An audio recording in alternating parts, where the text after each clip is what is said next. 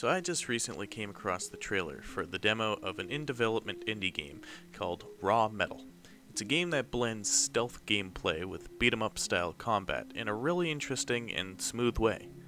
On the face of the game, you play as this scavenger dude, who's probably a teen, who's infiltrating some sort of mine, presumably to scavenge some of the grimmet that the miners are digging up alongside a variety of gear and tools. I'd say that the main part of the game is the stealth portions of it, but I feel that saying that might undersell the incredibly in-depth and rewarding combat. When I think of stealth, and excuse me if this isn't what comes to mind for you, I've played a very limited amount of stealth games. I think of somebody dodging and weaving through hiding spots as they fear the possibility of being spotted by a guard, which isn't this game. Your job in Raw Metal isn't really to sneak past the various guards per se, as much as lure them into a false sense of security so that you could beat the shit out of them easier. The combat revolves around the 4 moves at your disposal: a punch, a kick, and heavy versions of both, with a parry and dodge to boot. This simple base moveset, along with your measly 3 health to begin with, can make combat seem like a particularly bad idea to engage in, but that really isn't the case. Not only do the 4 moves at your disposal chain into each other for extra damage, stuns, and knockdowns, with some really nice animations on top of that, there are also various pieces of armor that can greatly affect the damage you deal and the way that you fight, from gloves that trade away money for damage, to chest pieces that make your dodges deal knockback. Your health, although little, refills after the end of every brawl you have, so you won't be worrying about min-maxing the engagements you have in order to get past the first level. Now, the stealth is pretty much what you'd expect from a stealth game. Sneaking through shadows, cheap-shotting enemies with gadgets, or if you're close enough, your fists, etc., etc. What I love about the stealth is that it never gets too slow if you don't want it to be. The hiding spots are plentiful, and there's quite a reasonable amount of enemies per level, allowing you to avoid sitting in place while a convoy of guards passes through, while also providing the player with a constant threat. The addition of extra variables, such as random locked doors and cameras that can see you in the dark, make the levels even more of a puzzle to go through.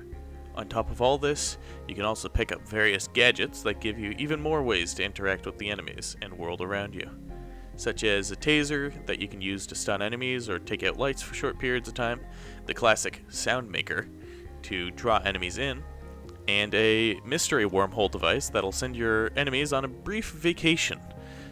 Save for the Soundmaker, these gadgets can be used effectively in both combat and stealth applications, melding the two even more than before. Now, I'm not going to explain every cool little interaction in the game, but I think it's important to note how detailed the demo is. The art, animation, music, and voice acting are already top-notch, but little things such as unique voice lines for specific events and enemies interacting with each other both in and out of combat make the game feel so professional. The passion that's been put into this game is palpable, and I really hope to see this game go far. Now, I won't say that I have no criticisms for the demo. The game's literally an alpha. Of course, there are things to look at here and there. Firstly, I find that parrying in the game is quite inconsistent and sorta useless when compared to dodging. The 2 moves do pretty much the same thing, with parrying being much harder to pull off consistently. I'm not sure when I'm supposed to hit the parry button, presumably when the enemy's weapon flashes, but oftentimes that doesn't really work and I just get hit.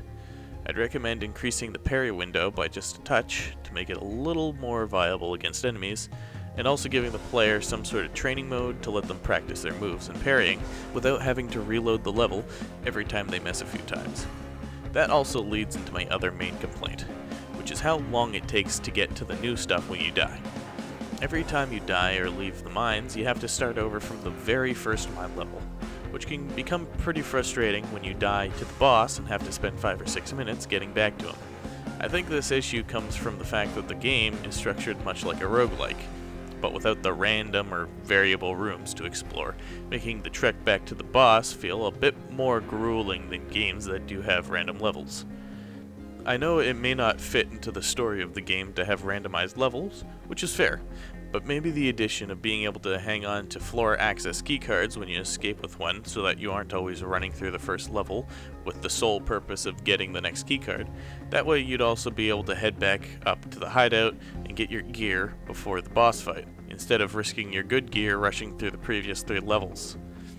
Although the gear fear does seem to be an important part of the game, so I'm not too sure.